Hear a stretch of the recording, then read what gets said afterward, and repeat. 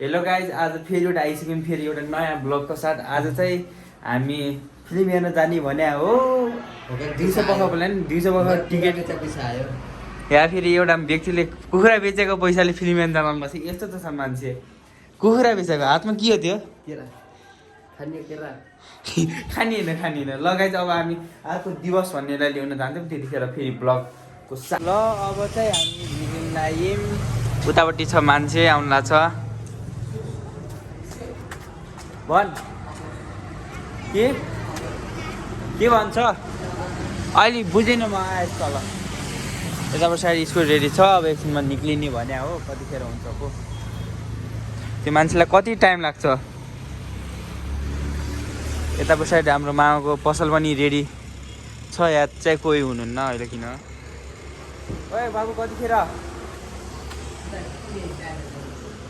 ए यतापट्टि साइड कुन गयो यो? ए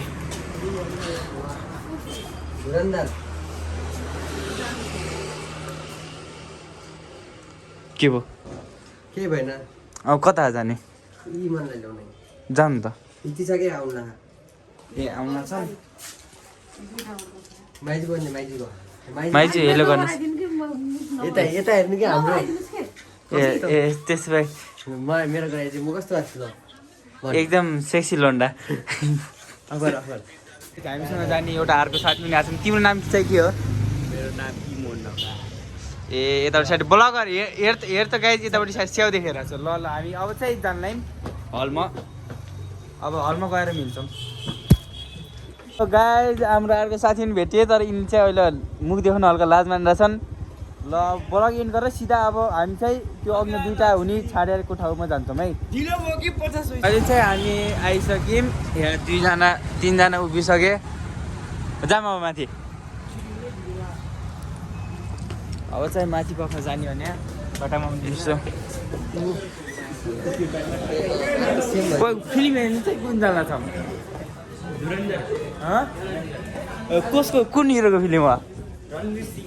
को त्यो भने होइन कि त्यो ऊ के एनिमलवाला हो?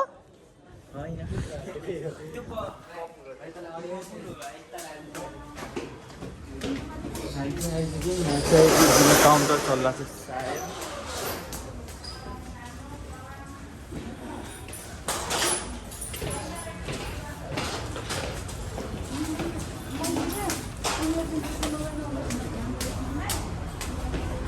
अहिले चाहिँ माथि अझै माथि सकेको सायद।